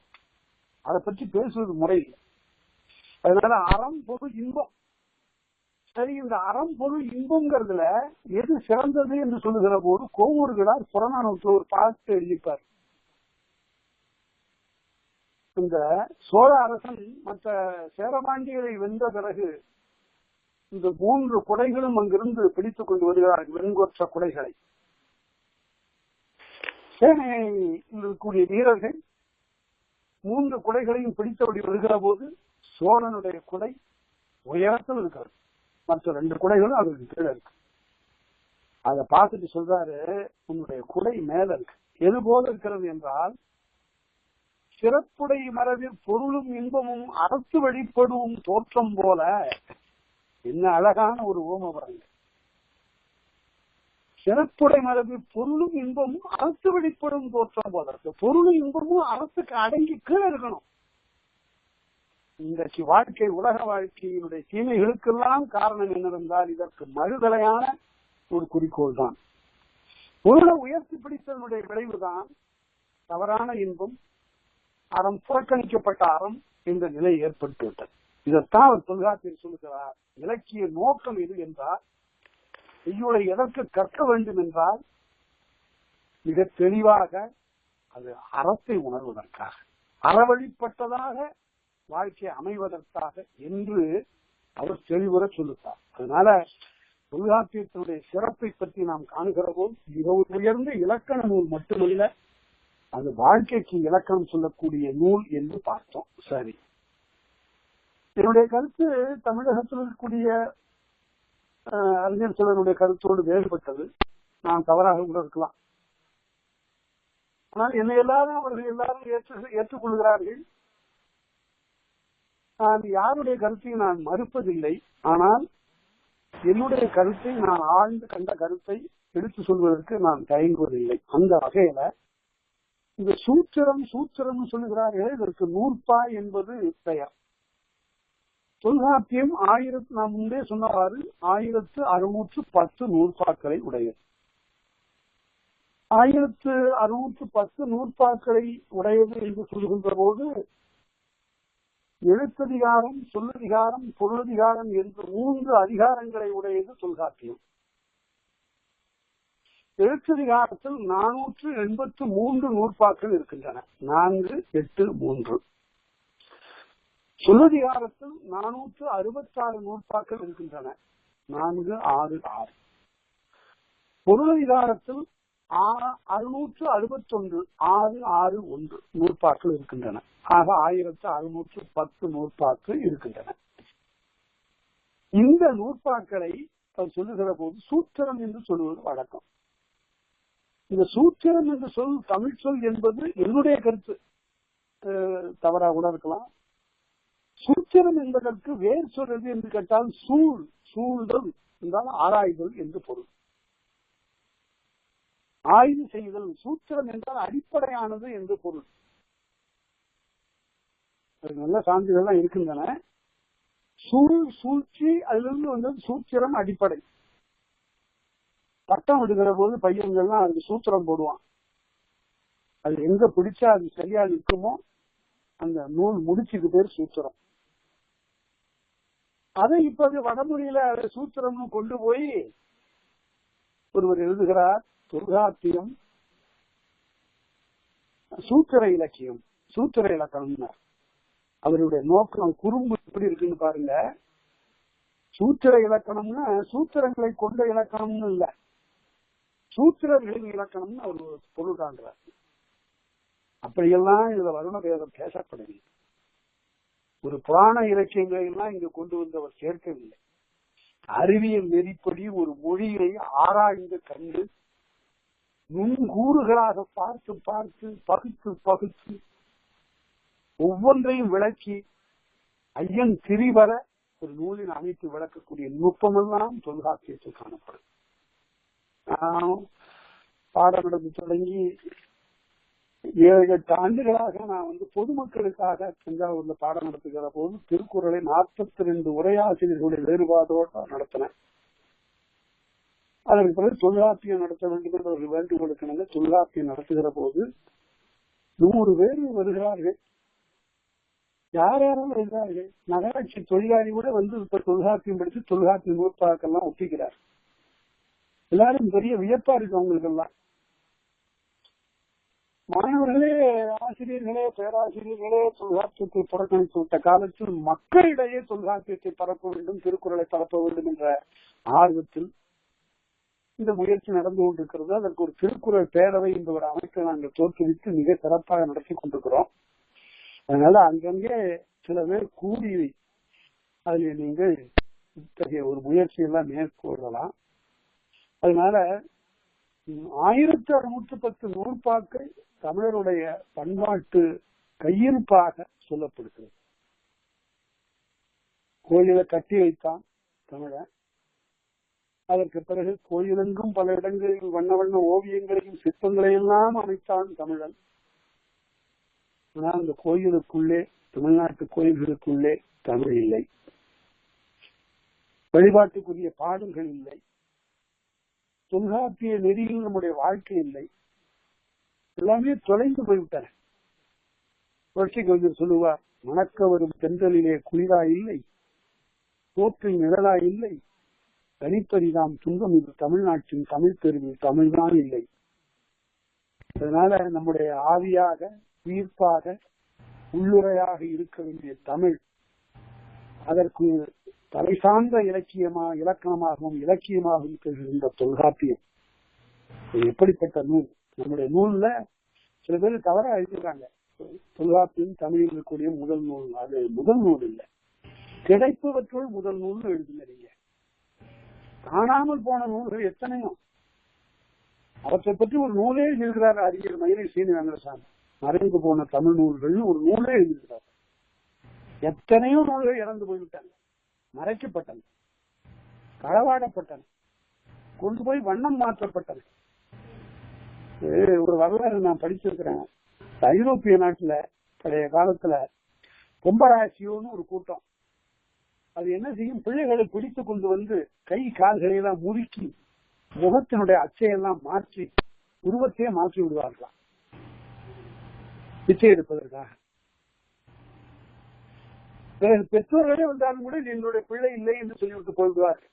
அந்த அளவுக்கு உருமாற்றி இருப்பார்கள். அதுபோல தமிழர்களுக்கே உரிய பல நெறிமைகளை, இலக்கிய மரபுகளை வண்ணம் மாற்றி வடிவம் மாற்றி தங்களுடையதாக காட்டிக் கொள்ளக்கூடிய ஒரு நிலை நீண்ட காலமாக பல நூற்றாண்டுகளாக நடந்து கொண்டிருக்க. அதுதான் திருவள்ளுவர் வரலாறு இப்படி, தொல்காப்பிய வரலாறு இப்படி எல்லாம் எழுதப்பட்டன. அவற்றை நினைத்து பாருங்க. மிக நாம் பிரான்சிலிருந்து பல சமயம் என்னோட அறிஞர்கள் தொடர்பு கொள்வார்கள், ஐயங்கள் கேட்பார்கள். உலகின் பல மூலைகளிலிருந்தும் எழுப்புவார்கள். 12 மணின்னா அவங்களுக்கு நேரம் வேறையா இருக்கும். 12 மணிக்கு எழுப்பி ஐயங்கள் கேட்பார்கள். அது ஒருத்தர் கேட்டாரு, அல்லுன்னு இருக்குத தொல்காப்பியத்துல பல இடங்கள்ல வருது ஐயா, இந்த அல்லுங்கிறதுக்கு என்ன பொருள்னு கேட்டாரு. நான் சொல்றேன், இது சூழற் பொருள் உடையது. இந்த அல்லுங்கிறது எந்த இடத்துல வருகிறது என்பதற்கு தக்க பொருளை இந்த அல்லு என்பது எதிர்மறையா வரும், உடன்பாடாகவும் வரும். இந்த அல்லுங்கிறது எதிர்மறையாகவும் வரும், உடன்பாடாகும். இப்படி என்னங்க வியப்பு?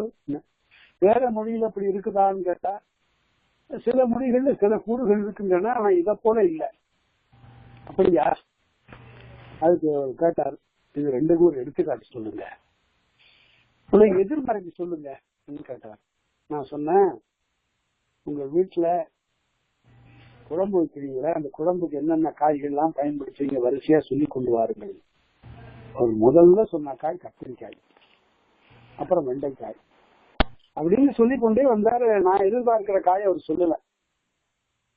கசப்பா இருக்குன்னா ஒரு காய் அதை சொல்லுங்க. பாவக்காய்.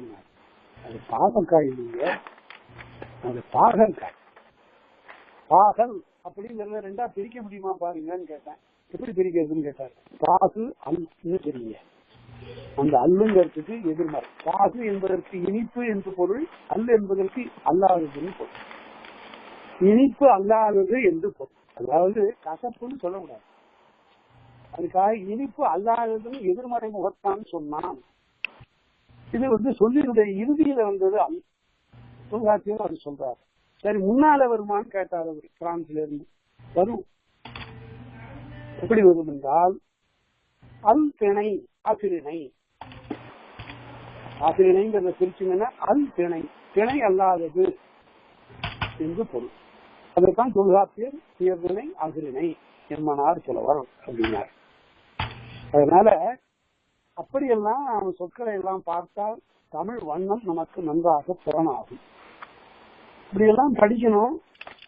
பல சமயங்கள் அலைகள் இங்கே புரண்டதனால் நம்முடைய வண்ணம் வடிவம் ஆகியவைகள் எல்லாம் குலைந்து போய்விட்டன. 17ஆம் நூற்றாண்டுல வாழ்ந்த ஒரு புலவர் ராமச்சந்திர கவிராயங்கிற ஒரு பாட்டு எழுதியிருக்கிறாரு. அதை படிக்கும் போது எனக்கு மிகவும் அதுல ஈடுபாடாக இருப்பது, ஒரு மனிதனுக்கு, ஒரு மாந்தனுக்கு எவ்வளவு துறைகள் வந்தா, ஒரு நெருக்கடியில இருந்தா அவன் எவ்வளவு உள்ளம் துன்பப்படும் என்று எண்ணி பார்த்திருக்கிறார் இந்த புலவர். அவர் சொல்றாரு, வீட்டுல இருந்த பசுமாடு அப்பதான் கண்டு போட்டு கொண்டிருக்கிறது. அப்ப அத போய் பார்க்கலாம்னு எழுந்து போய் இரவு நேரத்துல அந்த விளக்கை எடுத்துக்கொண்டு அவன் போகிற போது மழை பொழிந்து கொண்டிருக்கிறது. அந்த வீட்டினுடைய ஒரு பக்கத்து சுவர் அப்போதுதான் இடிந்து கொண்டிருக்கிறது, மண் சுவர். அப்ப வீட்டு மனைவி திடீரென்று உடல் வலியினால நோவினால கத்துறான். அப்போது வேலைக்காரன் இறந்து போய்விட்டாங்கிற செய்தி வருது. அந்த நேரத்துல முதல் நாள் 2 நாளைக்கு முன்னாடி ஊற வச்ச விதை நெல்லு வீணா போய்விடுமே என்பதற்காக அதை கொண்டு போய் வயலுக்கு விதைக்க வேண்டும். நேரம் கட்டு விதைச்சா பயன்படாது. சரிதான், அதுக்கு புறப்படலான்னு போனா வழியில கடன்காரர் போன மாதமே கொடுக்குறேன், நீ இன்னும் கொடுப்பியேன்னு நிற்கிறான். அப்போது அதையும் மீறி அவன் போகிற போது ஒருத்தன் சாவுவரை கொண்டு வருகிறான். இந்த சமயத்துல சகதியில வைத்த காலிலே முள் குத்துகிறது. அரசாங்கம் வரி கேட்டு ஆளை அனுப்பியிருக்கிறது. இவ்வளவு நடக்கும் போது குழுக்களோ தட்சணைகள் கொடு என்றாரே முடிச்சார். குழுக்கள் அதெல்லாம் இருக்குதுயா, எனக்கு நீ தட்சணையை கூட அன்னைக்கே நீ கொடுக்காம வந்துட்டேன்னு முடிச்சார். அதனால பொருள் வருவாய் கருதிய நோக்கில் புனையப்பட்ட பல இடுகதை தமிழருடைய வாழ்வு நலனை காட்டாதவையாக, எதிர்மறை பண்பை காட்டுகின்றனவாக அமைந்துவிட்ட தொல்காப்பியம் போன்ற அறிவு நூல்கள் வேண்டும். இப்ப ஒரு நூற்பா சொல்றேன், இந்த நூற்பாவை எல்லாரும் மனதில் ஈர்த்து வைத்துக் கொள்ளுங்கள். விரைவில் உங்களுக்கு நூல்கள் கிடைத்துவிடும். தொல்காப்பியம் தான் இப்படி 2500 ஆண்டுகளுக்கு முன்பு சொல்ல முடிகிறது. உலகத்தில் வேறு எந்த இலக்கண நூலும் இப்படி ஒரு பாகுபாட்டை காட்டவில்லை என்பதற்கு நீங்கள் செல்லுகின்ற இடங்களில் எல்லாம் இந்த நூற்பாவை சொல்லுங்கள். என்ன நூற்பாது? ஒன்றறிவதிலே உற்றறிவதிலே. அறிவுல ஒரு அறிவுன்னு சொன்னா அது தொடு அறிவு, தொட்டா தெரியும். எந்த புழு பூச்சியும் தொட்டா அது உடனே நெடுகிறது அல்லது அசைகிறது. அப்படியானா என்ன பொருள்? தொடு அறிவு அதற்கு இருக்கிறது. ஒன்றறிவதுவே உற்றறிவதுவே, இரண்டறிவதுவே அதனோடு நாவே. 2வது அறிவு நாக்கினாலே அறியப்படக்கூடிய சுவை அறிவு.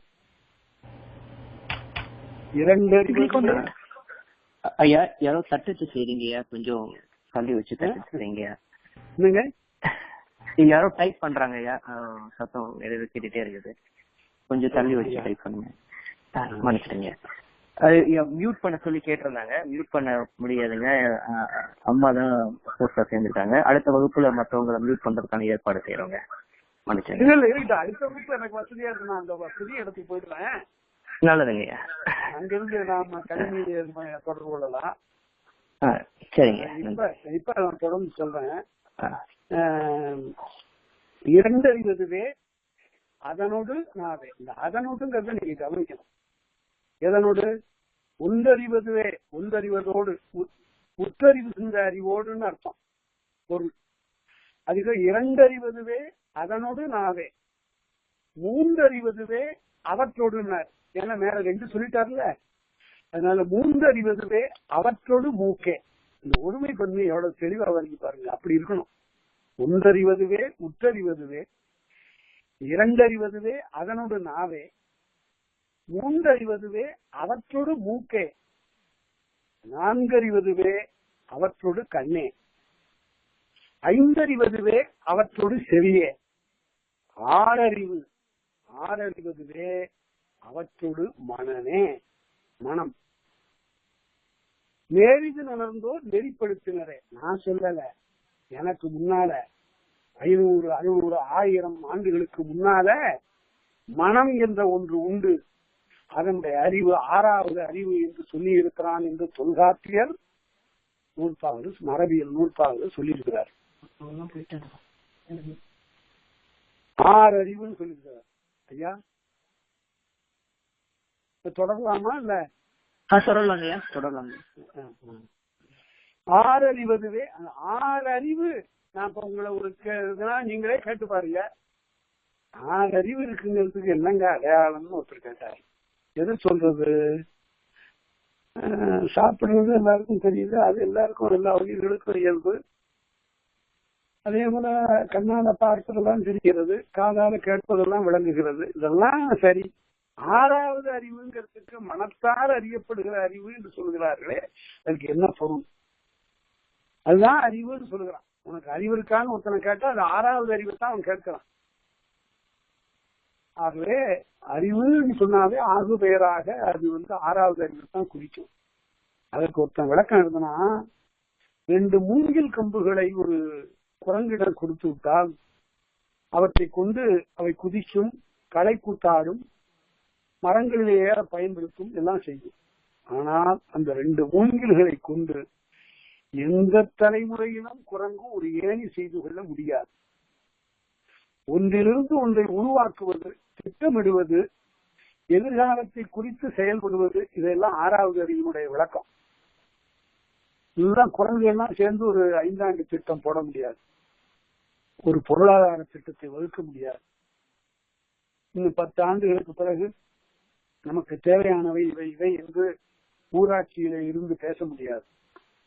அதனால 6வது அறிவு என்பது எதிரதான் காக்கும் அறிவுனாரு திருவள்ளுவர். அவர் தான் சொன்னாரு, இந்த அறிவு அப்படியே இருக்கிறது இல்ல. தந்தையை விட மகன் அறிவாக இருப்பான், மகனை விட மகன் இன்னும் அறிவாளியாக இருப்பான். இது தலைமுறை தோறும் பெருகி கொண்டே போவதுன்னு திருவள்ளுவர் தான் சொன்னார். எப்படி சொன்னார்னு கேட்டா, தந்தையினுடைய அறிவை காட்டிலும் மகனுடைய அறிவு தெரியும், அது வளர்ச்சிக்கு உரியது. அதனால பேராசிரியர் தேப்போ மீனாட்சி பெருநாள் சொல்வாரு, 6 அடி உயரமுள்ள தந்தைக்கு கோயில்ல திருவிழாவில கடவுள் உருவம் தெரியல, ஏன்னா கூட்டம் மறைச்சிது. அப்ப 2 அடி உயரம் உள்ள அவருடைய பையன், அப்பா சாமி பார்த்தா நல்லா இருக்கும். எப்படின்னா, இந்த 6 அடி உயரம் உள்ள தந்தையினுடைய தோல்ல அவன் உட்கார்ந்துருக்கான். அதனால போன தலைமுறை அறிவையும் வாங்கி சிந்திக்கக்கூடிய வாய்ப்புடையவன் மகன். அவனுடைய மகன் அவனை விட அறிவாக இருப்பான். அதனால்தான் ஒவ்வொரு தலைமுறையிலும் புதிய கருவிகளை நாம் படித்துக் கொள்கிறோம், புதிய நகரங்களை உருவாக்குகிறோம், புதிய சிந்தனைகளை நாம் தோற்றுவிக்கிறோம். இப்படிப்பட்ட அறிவு 6வது அறிவு. இதை பற்றி பேசியிருக்கானே ஒரு அறிஞன் தொல்காப்பியன். அதுவும் தன்னுடைய சிந்தனையாக அதனை சொல்லாமல் பல தலைமுறைகளுக்கு முற்பட்ட சிந்தனையாக அதனை காட்டுகிறானே. இதிலிருந்து இந்த தமிழருடைய பண்பாடு, நாகரிகம், அறிவு முதிர்ச்சி ஆகியன எந்த அளவிற்கு இருக்கின்றன என்பதை நாம் உணர்ந்து கொள்ள வேண்டும். அதனால ரொம்ப நாம நினைத்து பார்க்கிற போது இந்த பாட்டு எழுதணுங்கிற துடிப்பு பல பேருக்கு இருக்கும். ஆனா எழுதுகிற பாட்டெல்லாம், எழுதுகிற செய்யுளெல்லாம் 2 செய்தி இருக்கணும். இந்த இவற்றை நீங்கள் சரியாக நினைவில் வைத்துக் கொள்ள வேண்டும். உடம்பு என்பது ஒன்று, உள்ளே இருக்கக்கூடிய உயிர் என்பது ஒன்று. இந்த உயிர் என்பது பாட்டின் கருத்து, செய்யுளின் கருத்து, மையப்பொருள்.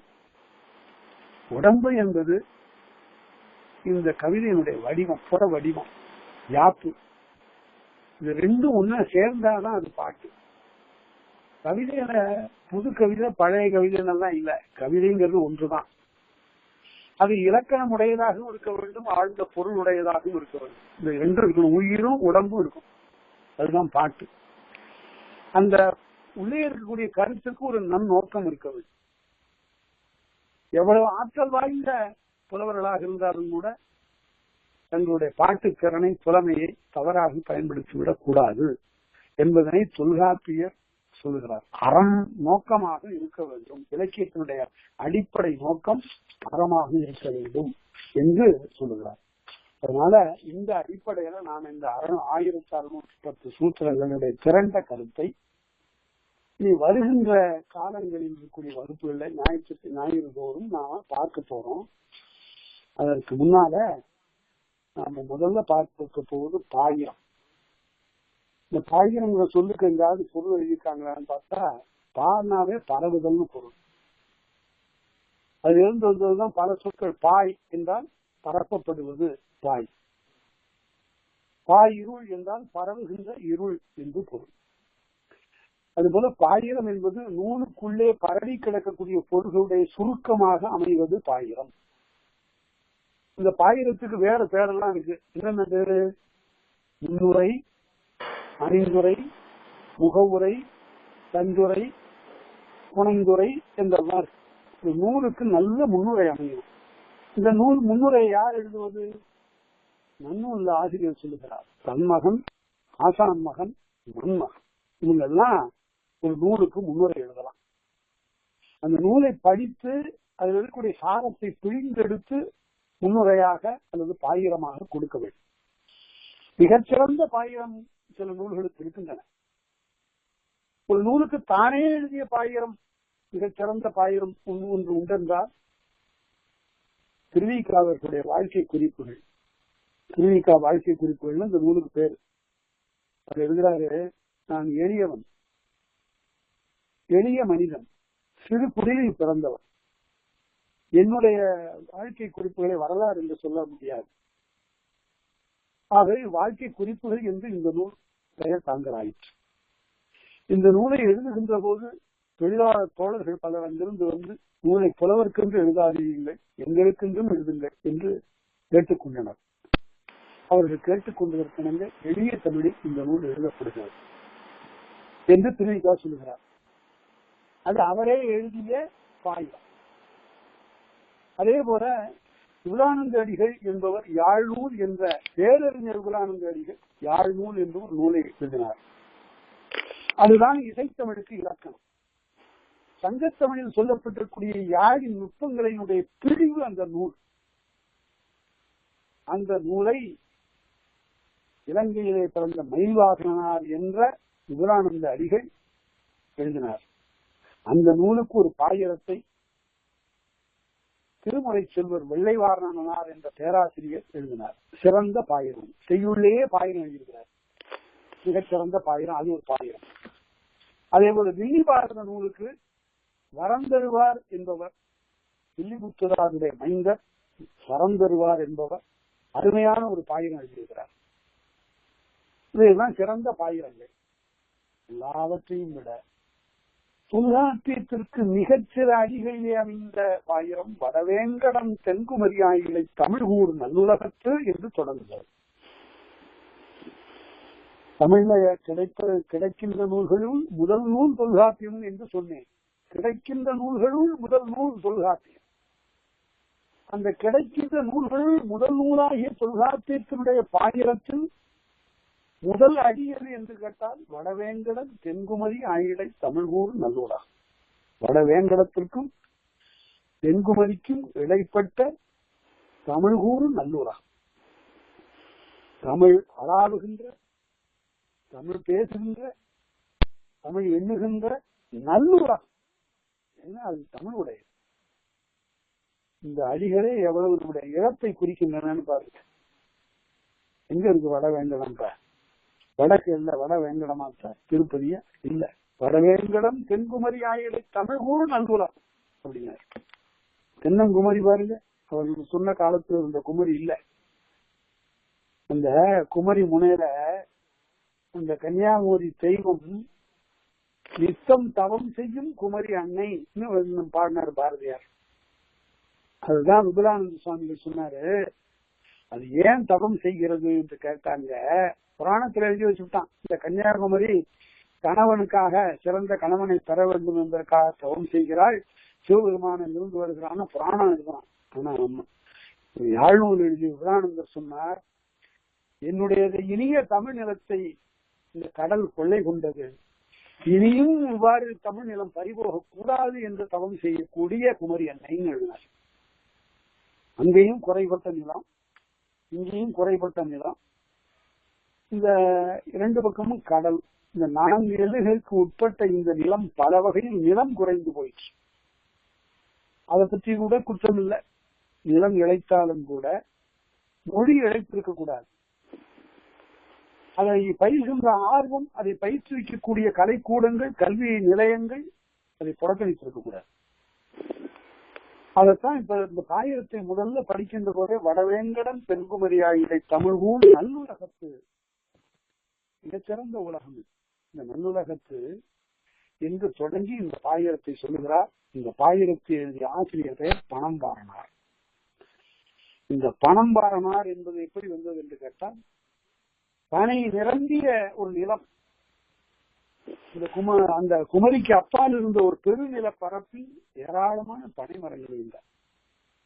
இந்த பனை மரத்தை பற்றி நில அறிவியல்ல பேசுகிற போது 2 மரங்களுக்கு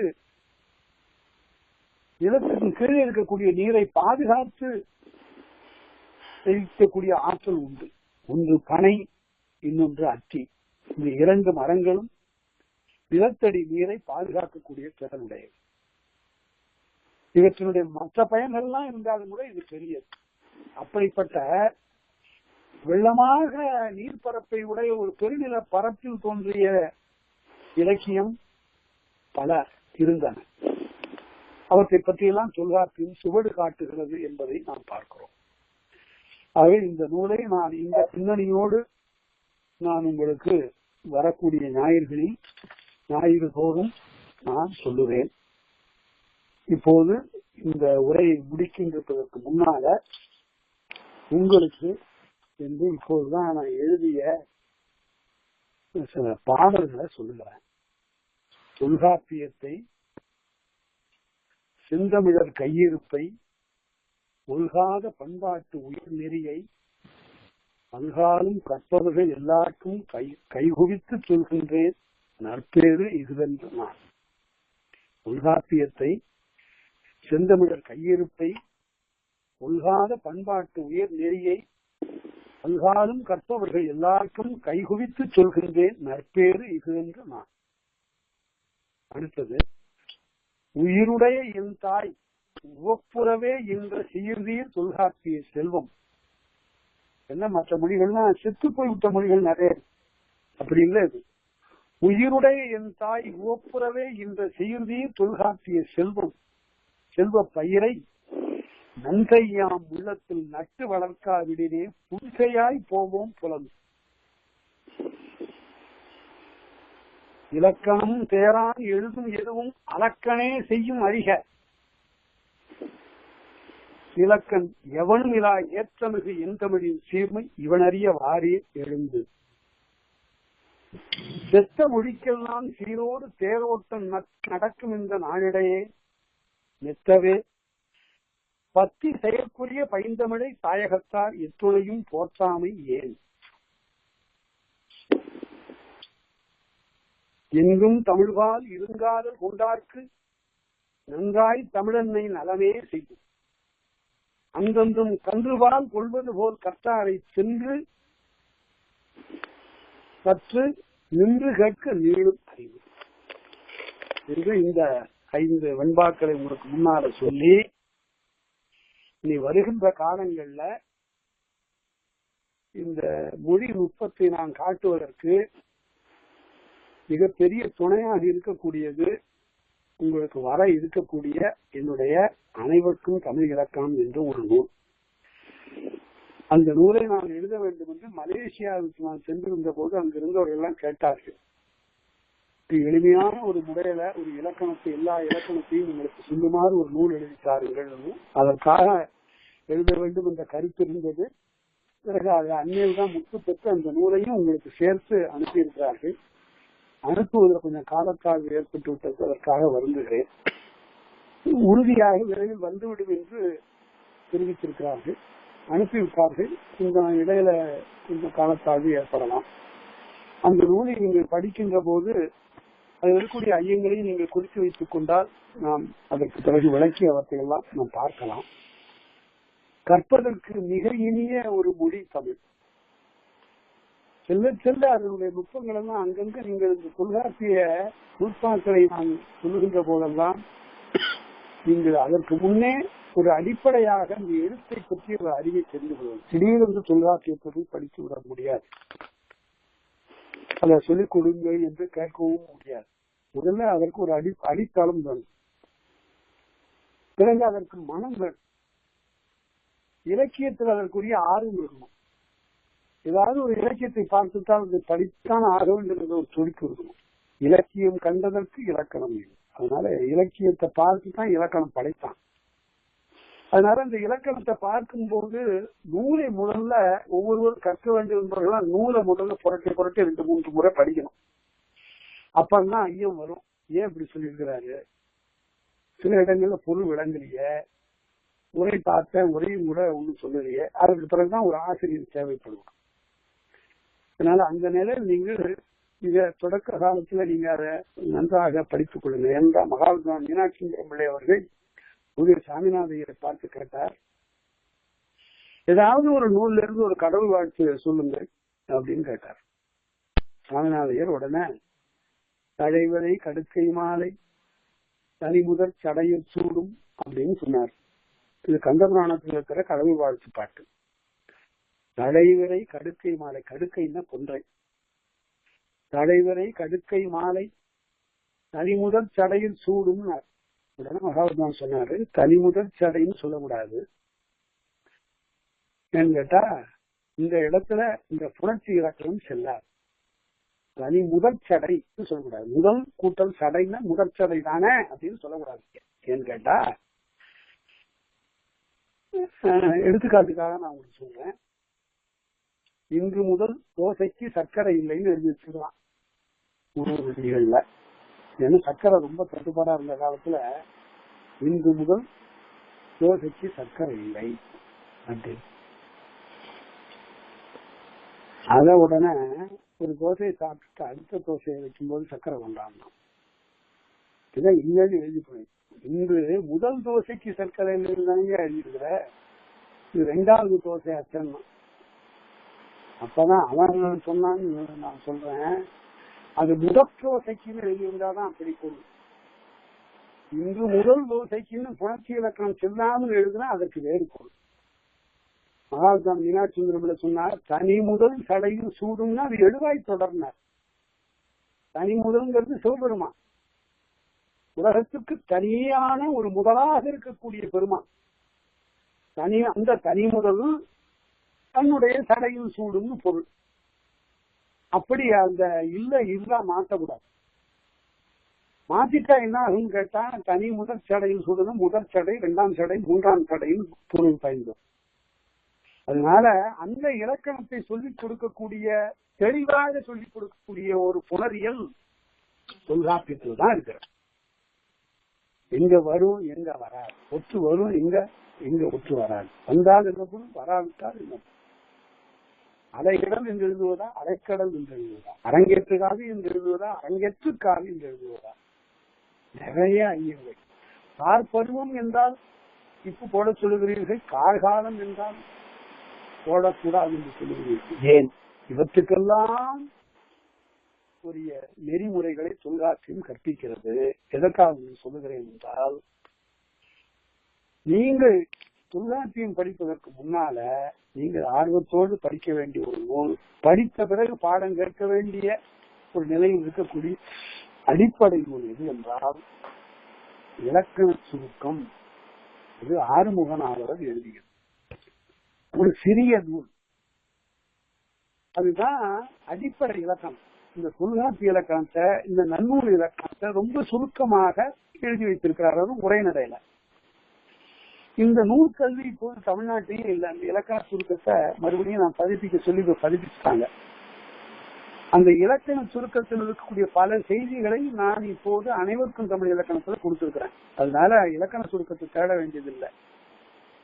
இந்த அனைவருக்கும் தமிழ் இலக்கணத்திலே அது வரும்.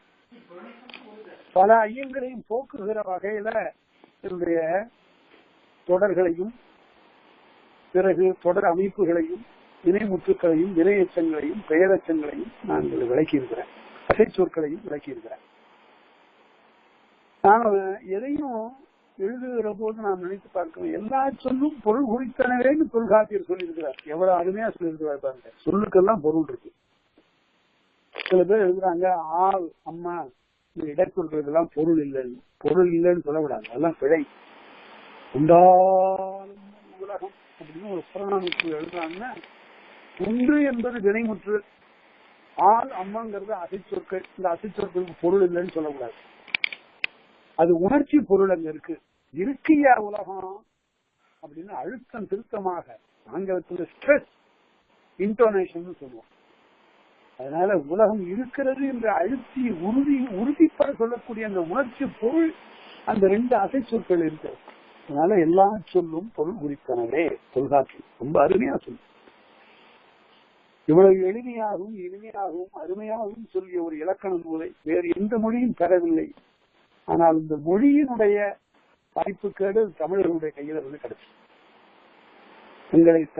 தன்னை பேணாத தமிழர்களிடையே இந்த தொல்காப்பியம் கிடக்கிற அந்த நூலை தூசி தட்டி எடுத்து படிக்கக்கூடிய ஒரு முயற்சியை என்னை போன்றவர்கள் தொடங்கியிருக்கிறார்கள்.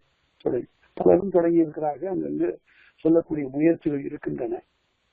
அத நம்முடைய திருமதி வைதேகி உடைய அன்பினால இதையெல்லாம் உங்களுக்கு நான் சொல்லக்கூடிய ஒரு நிலை ஏற்பட்டிருக்கிறது. அதனால சில அடிப்படைகளை கொஞ்சம் துன்பம் பாராமல் இந்த அனைவருக்கும் தமிழ் இலக்கண நூலை புரட்டி பார்த்து பாருங்கள். அடுத்த ஞாயிற்றுக்கிழமை என்று நாம் அதை பற்றி எண்ணுவோம்.